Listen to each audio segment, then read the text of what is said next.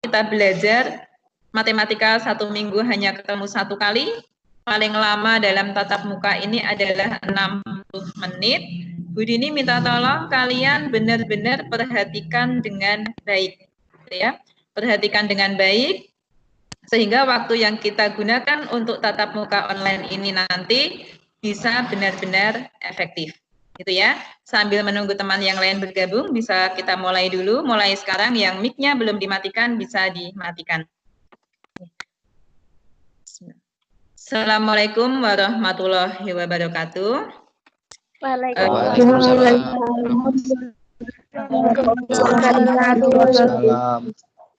Waalaikumsalam. Ya, baik, pada pertemuan pagi ini kita awali dengan membaca basmalah bersama-sama.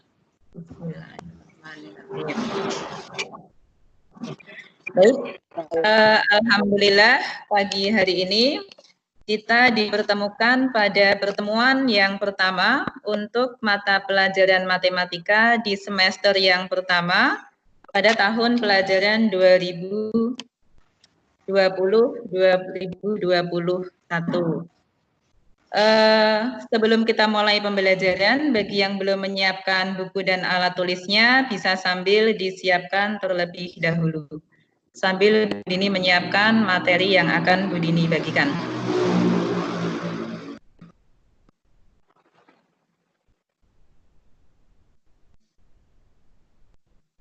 Bentar Bu. Bentar. Ya. Sekalipun pembelajaran pada tahun pelajaran ini kita tidak bisa langsung tatap muka seperti biasanya, saya harap kalian tetap semangat dalam mengikuti pembelajaran, di mana kondisi saat ini, setidaknya kondisi saat ini mengajarkan kepada kita bahwa ternyata yang namanya belajar itu tidak terbatas oleh ruang dan waktu. Dalam kondisi seperti ini pun kita masih bisa belajar bersama sekalipun tidak bisa ketemu secara langsung. Baik, untuk pertemuan yang pertama ini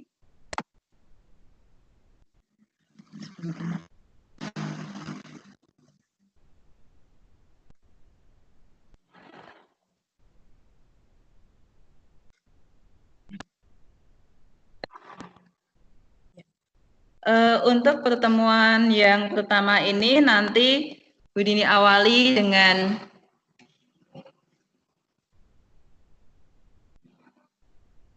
salah satu bisa menjawab. Tayangan Bu Dini sudah muncul di slide kalian? Sudah. Ya sudah, kalau sudah bisa tayang, sekarang minta tolong mic-nya dimatikan kembali. Pada pertemuan yang pertama ini, nanti Bu Dini awali dengan perkenalan, sekalipun karena kalian bukan siswa baru ya, kalian sudah kelas 9, sekalipun juga baru kali ini mungkin kalian untuk matematika diajar Bu Dini, tidak ada salahnya nanti perkenalan sekilas, kemudian nanti pengenalan materi selama semester 1 kelas 9 ini, artinya materi-materi apa saja yang akan kalian pelajari, info KKM dan rencana penilaian matematika kelas 9, baru nanti dilanjutkan untuk materi bab yang pertama. Baik, untuk perkenalan mungkin tidak perlu panjang lebar ya, kalian sudah cukup tahu Bu Dini, nama Bu Dini, alamatnya Bu Dini Somopuro itu dan sebagainya. Untuk tahun pelajaran ini, Bu Dini dipercaya untuk mengajar matematika di kelas 7 ABC dan kelas 9 ABT. Baik, yang berikutnya, cakupan materi untuk matematika kelas 9 semester ini semua sudah ada di buku yang kalian pinjam di perpustakaan kemarin. Untuk yang semester 1, materi yang akan kalian pelajari ada 4. Yang pertama, perpangkatan dan bentuk akar. Yang kedua, persamaan dan fungsi kuadrat. Yang ketiga, transformasi. Dan yang keempat, kesebangunan dan kekongruenan. Kalau kalian baca dari materi-materi ini, mungkin semua materinya asing. Iya, karena ini materinya tidak ada materi yang merupakan materi pengulangan. Ini semua materi baru, jadi Bu Dini minta tolong nanti selama pembelajaran kalian betul-betul memperhatikan dengan baik. Sekalipun di awal untuk materi perpangkatan dasarnya sudah pernah kalian pelajari di kelas 7. Untuk materi perpangkatannya sudah pernah. Bentuk akar secara singkat juga sudah pernah kalian pelajari di kelas 7. Hanya untuk materi yang perpangkatan kali ini lebih kompleks dibandingkan materi perpangkatan yang kalian pelajari di kelas 7. Itu nanti bagaimana kita simak ke depan. Kemudian yang berikutnya, nah, seperti kalian ketahui bahwa di dalam setiap pembelajaran ada yang namanya kriteria ketuntasan minimal. Kriteria ketuntasan minimal itu adalah kriteria ketuntasan belajar kalian yang sudah ditentukan oleh satuan pendidikan, di mana KKM itu ditetapkan atas dasar 3 hal. Yang pertama intake atau kemampuan rata-rata peserta didik, kemudian yang kedua kompleksitas, dan yang ketiga adalah kemampuan daya dukung. Nah, dengan memperhatikan ketiga hal ini, untuk KKM Matematika kelas 9, untuk tahun pelajaran ini, dan kebetulan sekolah kita menerapkan KKM tunggal itu artinya untuk semua mata pelajaran kita menggunakan nilai KKM yang sama.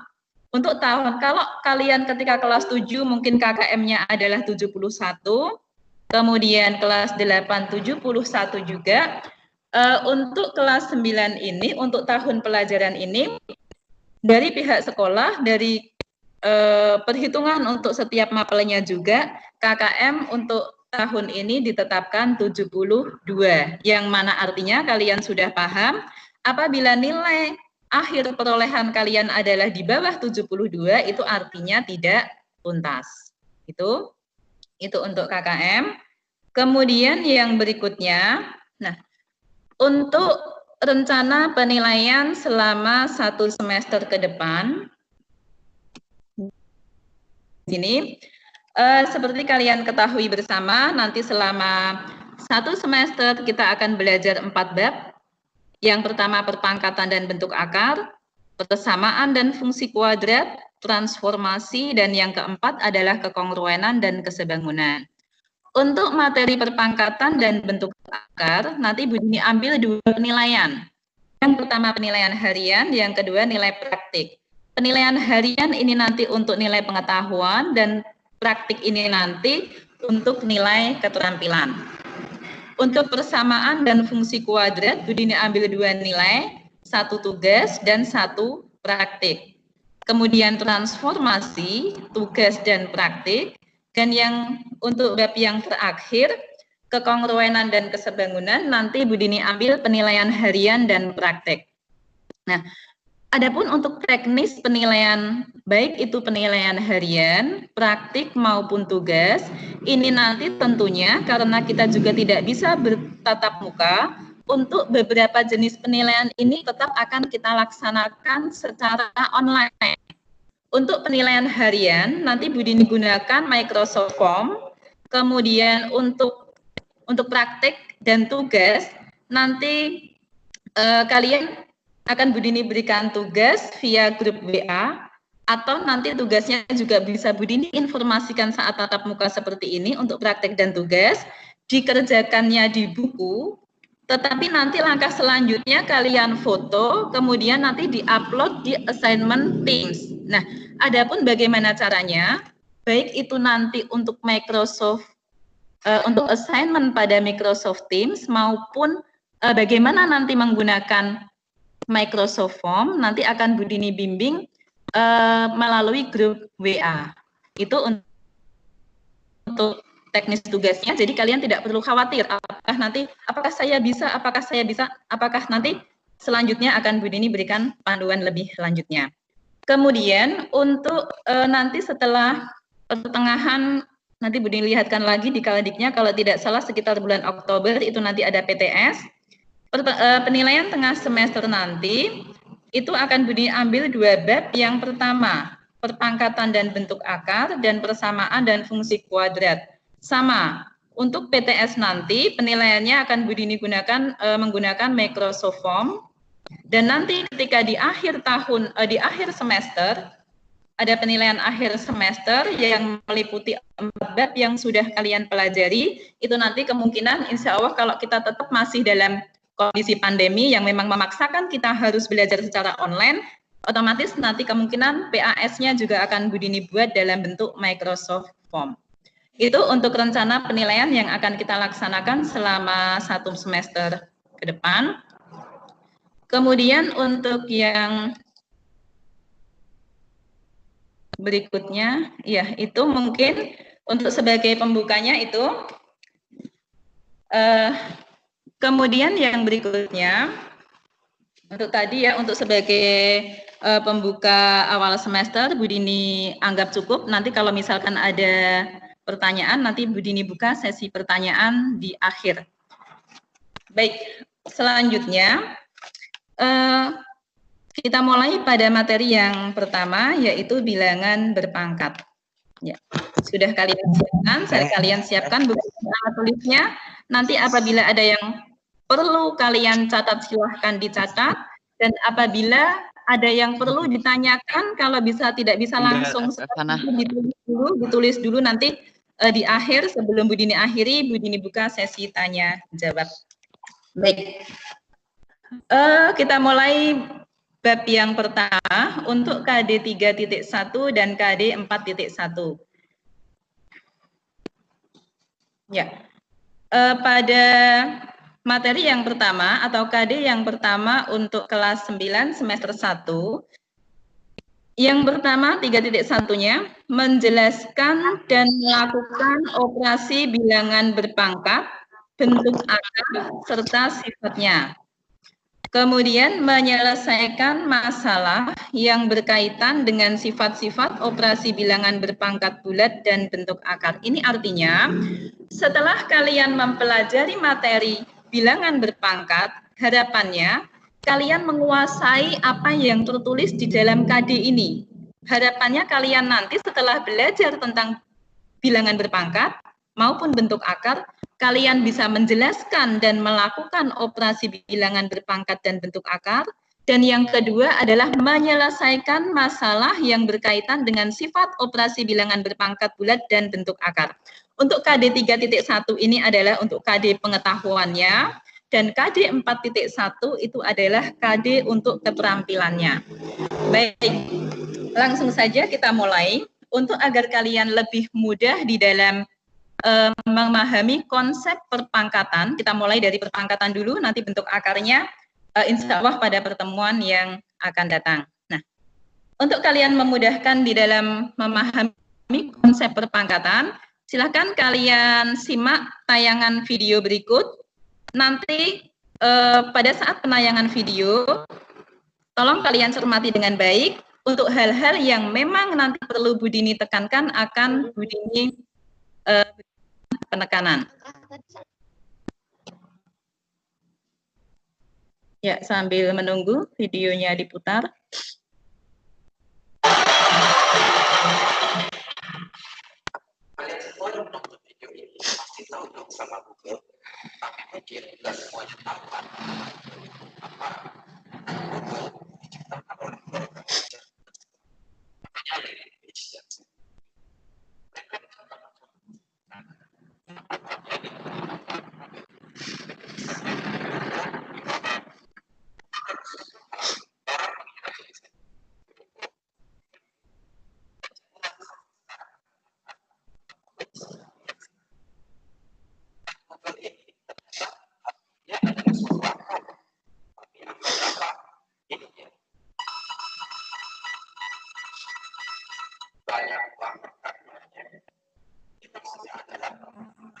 Ada banyak pengetahuan yang kalian bisa dapatkan melalui Google. Nah, biasanya untuk mempersingkat penulisan, angka tadi disingkat jadi kayak gini. Jadi pendek banget kan? Nah, proses penulisan kayak gini disebut dengan perpangkatan. So, pada video kali ini, Pak Beni akan membahas tentang konsep dasar perpangkatan. Siapkan alat tulis kalian, mari kita mulai.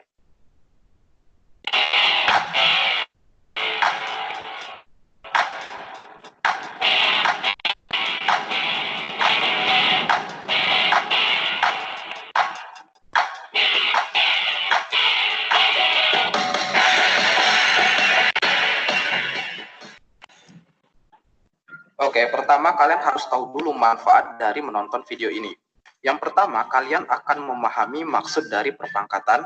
Yang kedua, kalian nanti akan bisa menyatakan perkalian berulang ke dalam bentuk perpangkatan dan juga sebaliknya.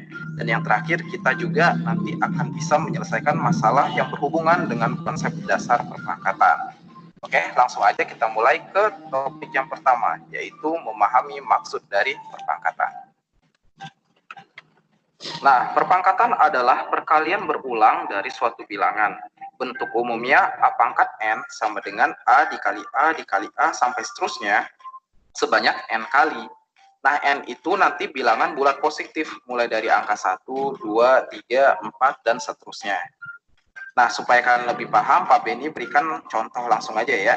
Misalkan ada angka 3 pangkat 5. Jadi ini bacanya, ini 3 pangkat 5. Oke.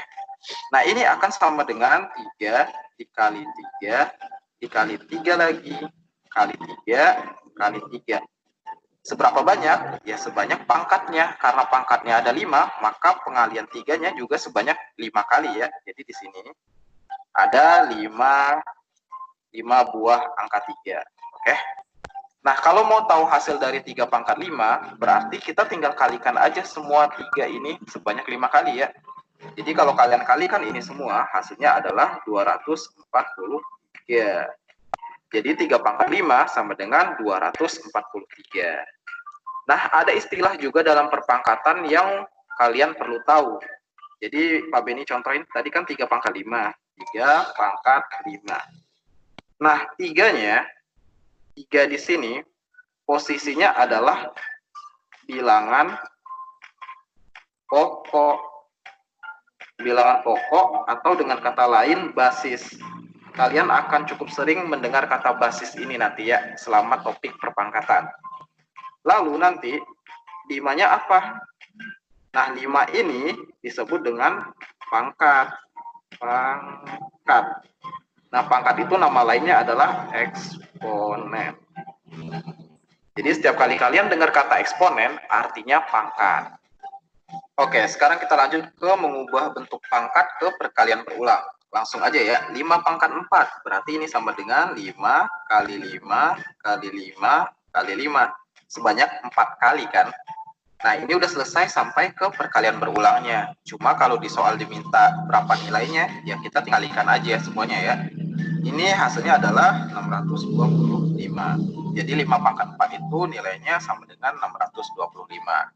Lanjut, minus 2 pangkat 3. Berarti ini sama dengan minus 2 kali minus 2 kali minus 2. Sama dengan minus 8. Oke, lanjut. Minus dari setengah pangkat 4. Nah, ini hati-hati ya. Minusnya itu kan enggak dipangkatin. Yang dipangkatin cuma setengahnya aja.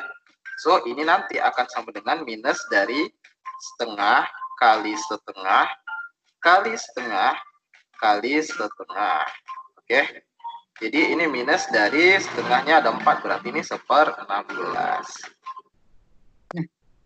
Kalian perhatikan dulu yang di sini.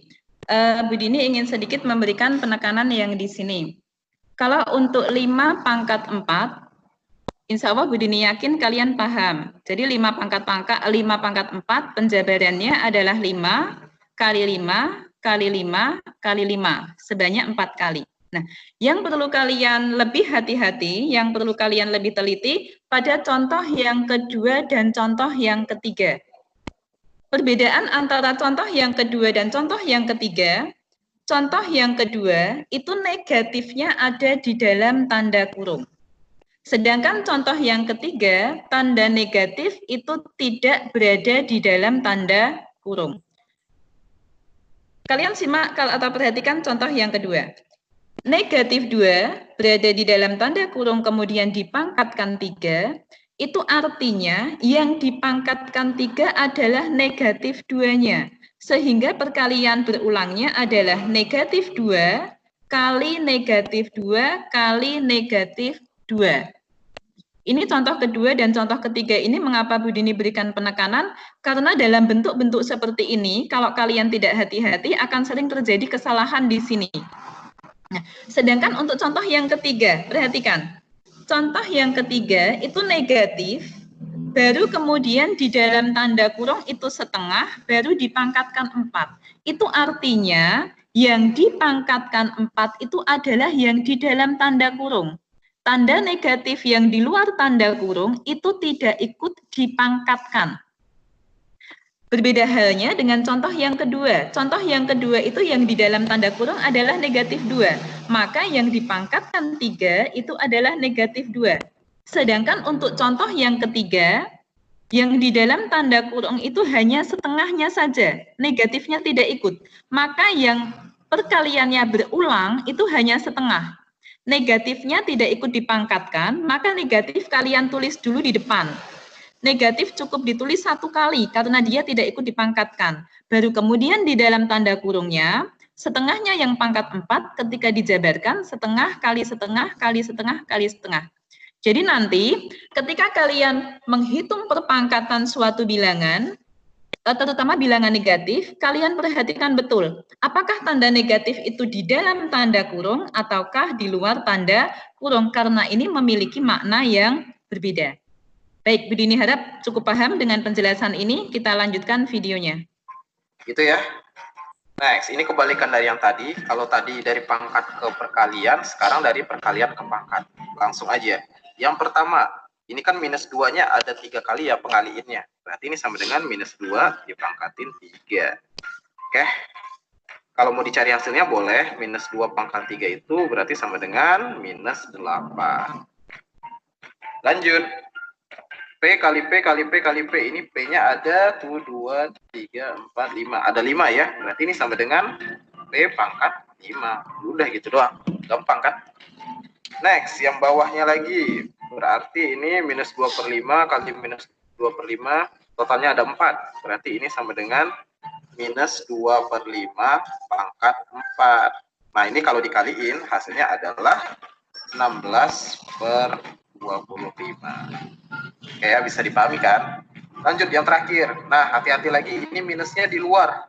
Jadi nanti kita tulis dulu minus dari setengahnya ada berapa nih? 1, 2, 3, 4. Berarti setengah pangkat 4. Nah, sama ya. Sama yang di sini adalah kebalikan dari perkalian berulang diubah menjadi pangkat. Sama, kembali kalian harus berhati-hati ketika kalian bertemu dengan tanda negatif atau bilangan negatif. Pada contoh yang sebelah kiri, baik yang atas maupun yang bawah, itu tanda negatif berada di dalam tanda kurung. Yang dikalikan berulang adalah bilangan negatif. Negatif 2 kali negatif 2 kali negatif 2. Artinya yang dipangkatkan 3 itu adalah negatif 2. Maka kalian menuliskan negatif 2-nya harus berada di dalam tanda kurung. Negatif 2 di dalam tanda kurung karena memang itu yang dipangkatkan, baru dipangkatkan dengan 3. Lain halnya dengan contoh sebelah kanan bagian bawah. Contoh yang bagian bawah, sebelah kanan, itu yang perkalian berulangnya adalah setengahnya. Setengah kali setengah kali setengah kali setengah itu berulang, tetapi negatifnya itu tidak berulang. Negatifnya berdiri sendiri, baru yang berulang adalah setengahnya. Maka penulisan dalam bentuk pangkatnya, setengahnya yang dipangkatkan 4, tetapi negatifnya tidak ikut dipangkatkan 4. Maka kalian tulis negatif terlebih dahulu, baru kemudian di dalam tanda kurung itu setengah, baru dipangkatkan dengan 4. Jadi kembali hati-hati, setiap kali ketemu perpangkatan yang menggunakan tanda negatif, kalian harus hati-hati. Karena kalau kalian tidak hati-hati, salah penulisan, salah penghitungan, itu nanti hasilnya akan berbeda. Tanda negatif, apakah tanda negatif di dalam dan di luar itu hasilnya berbeda? Akan berbeda. Terutama kalau pangkatnya adalah bilangan positif. Nah, itu nanti untuk akan kelihatan pada contoh soal nanti. Baik, kita lanjutkan lagi untuk videonya. Kayak gitu penulisannya. Jadi sama dengan minus dari setengah pangkat 4 itu kan sama dengan 1/64. Oke, tadi kita sudah membahas konsep dasar dari pangkat. Sekarang baru ke masalah yang terkait dengan konsep pangkat ya. Yang pertama, nyatakan bilangan berikut dalam perpangkatan berbasis 2. Berarti kalau berbasis 2, nanti ini sama dengan 2 pangkat sesuatu. Nah, pangkatnya itu kita nggak tahu ya. Yang kita tahu basisnya 2 aja. Gitu. Oke. Ingat ya, basis itu kan yang dipangkatin. So, kita cari dulu nih. Kita coba-coba aja 2 kali 2 kali 2. Sampai berapa supaya hasilnya 512. Kayak gitu maksudnya. Oke.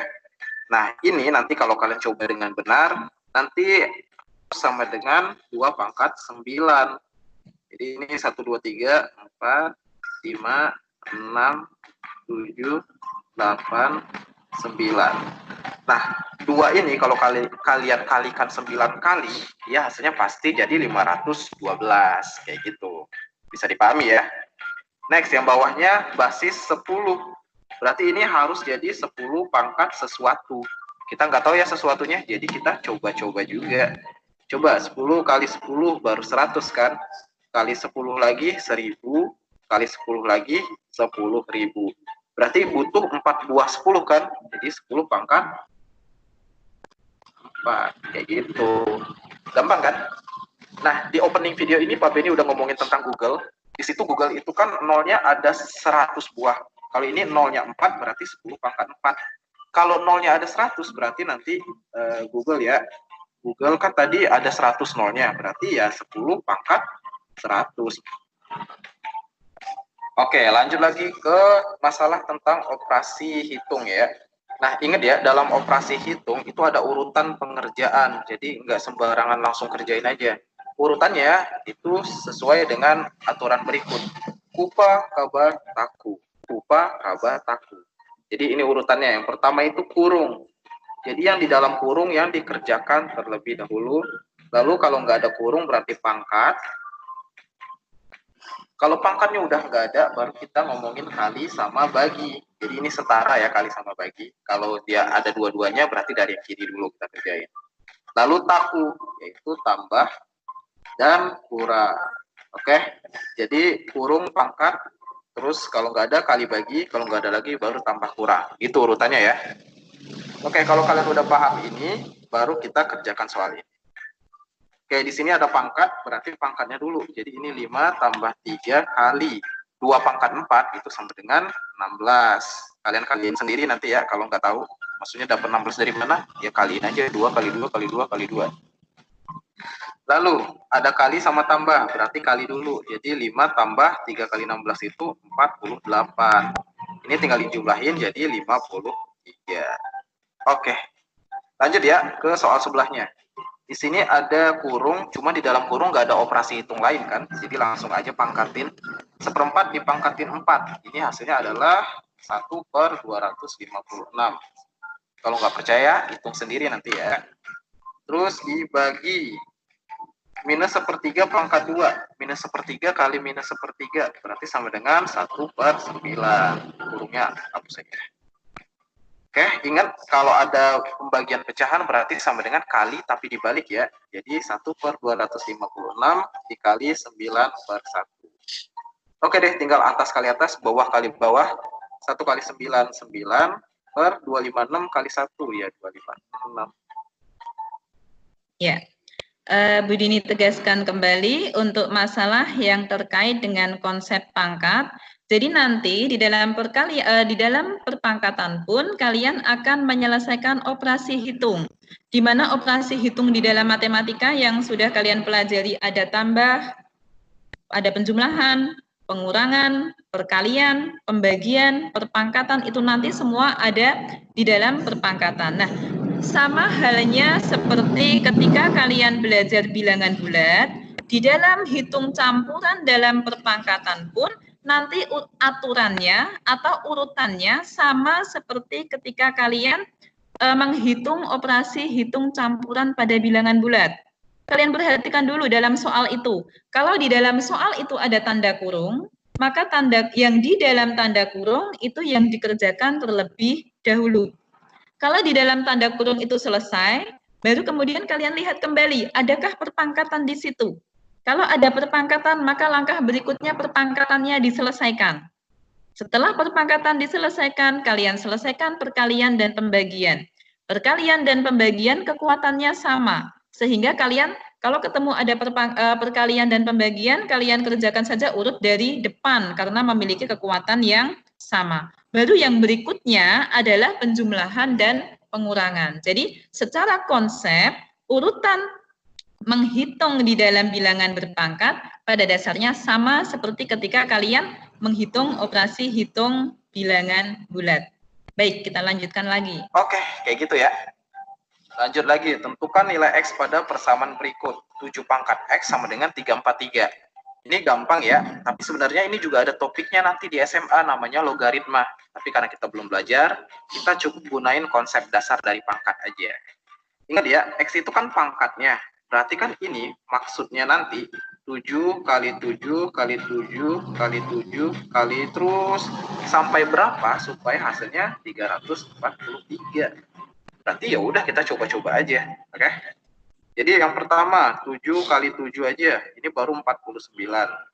Lalu kali 7 lagi hasilnya ya 343. Udah selesai. So karena kita cuma butuh 3 buah 7, maka X-nya nanti adalah sama dengan 3 ya. X sama dengan 3. Udah. Kenapa? Karena 7 pangkat 3 nilainya adalah 343. Gitu. Oke, ini dia masalah yang challenging tentang perpangkatan. Dalam sebuah penelitian, diketahui seekor amuba es berkembang biak dengan membelah diri sebanyak 2 kali setiap 15 menit. Ini keywordnya, membelah diri sebanyak 2 kali setiap 15 menit.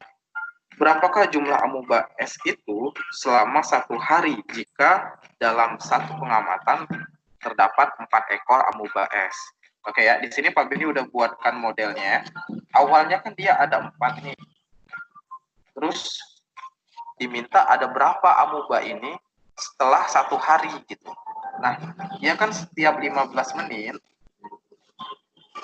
membelah diri menjadi 2 kali. Berarti nanti kan dikali 2. Terus 15 menit lagi dikali 2 lagi. 15 menit lagi dikali 2 lagi. 15 menit lagi dikali 2 lagi. Ini udah 4 kali 15 menit kan? Berarti ini total kan sudah 1 jam, ya kan? Nah, 1 jam ini 2-nya dikaliin sebanyak 4 kali kan? 2 kali 2 kali 2 kali 2, udah 4 kali tuh ngaliin 2-nya. Maka kalau diminta 1 hari kan sama dengan 24 jam. Nah, kalau 1 jam aja udah ada ngaliin 2-nya sebanyak 4 buah, berarti kalau 1 hari berarti kan tinggal 24 dikali 4 dong. Ini kan ada 4. Nah, makanya ini nanti jadi 96. Maka ngaliin 2-nya itu sampai 96 kali. Sehingga jawabannya nanti adalah di sini ya, Pak Beni tuliskan di dalam kotak 4 dikali 2. 2-nya kan kita ngaliin sampai 96 kali. Berarti 2 pangkat 96. Oke. Kalian pelajari lagi ini baik-baik karena memang ini soalnya yang menantang. So memang agak lebih sulit daripada soal-soal sebelumnya yang sudah kita bahas. Gitu ya. Oke, itulah pembahasan tentang konsep dasar perpangkatan. Di part keduanya nanti Pak Beni akan membahas tentang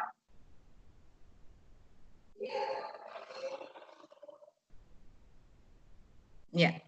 Baik, itu tadi sekilas video tentang konsep perpangkatan. Bu Dini harap kalian sudah mulai sedikit punya gambaran tentang bagaimana itu perpangkatan. Sebelum Bu Dini lanjutkan, mungkin ada yang mau bertanya? Kalau ada yang tidak, Bu.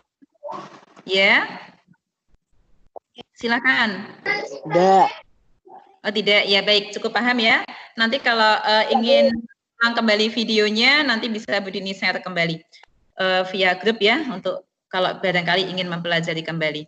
Itu Bu Dini anggap cukup paham. Kemudian yang selanjutnya, untuk pertemuan kali ini mungkin materinya, untuk materi pembelajarannya cukup itu. Jadi sebelum Bu Dini akhiri, mungkin sedikit Bu Dini ulang, bahwa yang namanya perpangkatan itu adalah perkalian berulang terhadap dirinya sendiri sebanyak n faktor. Artinya apa? Kalau tadi dicontohkan 3 pangkat 5, Berarti 3 itu dikalikan dengan dirinya sendiri. 3 itu dikalikan 3 sebanyak 5 kali. Itu yang namanya perpangkatan. Itu konsep yang pertama. Kemudian yang kedua, tadi sudah Bu Dini tegaskan juga bahwa untuk urutan menghitung operasi hitung pada perpangkatan pada dasarnya sama seperti menghitung operasi bilangan bulat. Tanda kurung diutamakan. Kemudian yang kedua perpangkatannya. Yang ketiga kali bagi dan yang terakhir baru tambah dan kurang. Mungkin itu Bu Dini anggap mudah-mudahan kalian cukup bisa memahami. Dan sebelum Bu Dini akhiri, ini ada tugas untuk pertemuan yang pertama, bisa kalian catat atau buka di buku siswa kalian. Tugas untuk pertemuan yang pertama, nanti kalian kerjakan soal pada buku siswa latihan 1.1 halaman 10. Coba kalian buka dulu, kalau kalian sudah menghadapi buku siswanya, tolong kalian buka halaman 10. Yang kebetulan tidak siap dengan buku siswa di hadapan kalian cukup apa-apa. Sudah dibuka dulu? Sudah. Pada halaman 10 latihan 1.1 itu ada soal nomor 1 sampai 5. Itu nanti kalian kerjakan di buku tugas kalian siapkan 1 buku tulis untuk buku tugas. Kalian kerjakan di buku tugas, nanti kalau sudah selesai, difoto, kemudian di-uploadnya nanti via assignment Teams. Bagaimana nanti cara menguploadnya? Nanti akan Bu Dini berikan petunjuknya lewat WA group. Jadi, kalian tidak usah mikir bagaimana nguploadnya dulu, nanti setelah ini pembelajaran tatap muka online-nya Bu Dini akhiri, kalian kerjakan terlebih dahulu. Nanti untuk uploadnya, Bu Dini jelaskan menyusul via grup WA, tapi dengan catatan Bu Dini harap kalian kerjakan dulu semua, sehingga nanti ketika Bu Dini memandu kalian untuk mengupload, kalian benar-benar sudah siap dengan pekerjaan yang akan di-upload. Begitu ya? Bu, soalnya ditulis. Ya, baik. Ada yang ditanyakan? Soalnya Ya, ditulis enggak. karena ini bukan ya, karena buku siswa itu kan bukan buku kalian ya, yang nanti ketika akhir semester itu akan dikembalikan. Soalnya ditulis. Ya, sebentar dijelaskan. Untuk soalnya nanti ada baiknya kalian tulis, karena juga yang pertama tidak terlalu banyak. Yang kedua, buku yang kalian pegang itu kan nantinya dikembalikan. Kalau soalnya tidak kalian tulis, nanti saat akhir tahun tidak bisa untuk kalian pelajari kembali. Jadi nanti soalnya ditulis, kemudian dikerjakan jawabannya, baru nanti Bu Dini diberikan petunjuk berikutnya. Begitu ya? Ada yang ditanyakan lagi sebelum Bu Dini akhiri? Ya, baik. Gimana? Gimana? Ada Bu. Kurang jelas siapa ini? Ada yang jahit ngeluarin, Bu. Ada yang? Jahil ngeluarin. Yang ngeluarin dari MTK. Oh iya nanti itu kita bahas di grup ya. Baik. Kalau ada lanjut bisa kita bahas atau bisa ditanyakan di grup WA. Baik, untuk pertemuan pagi ini Bu Dini akhiri cukup sekian dulu. Kita akhiri dengan bacaan hamdalah bersama-sama.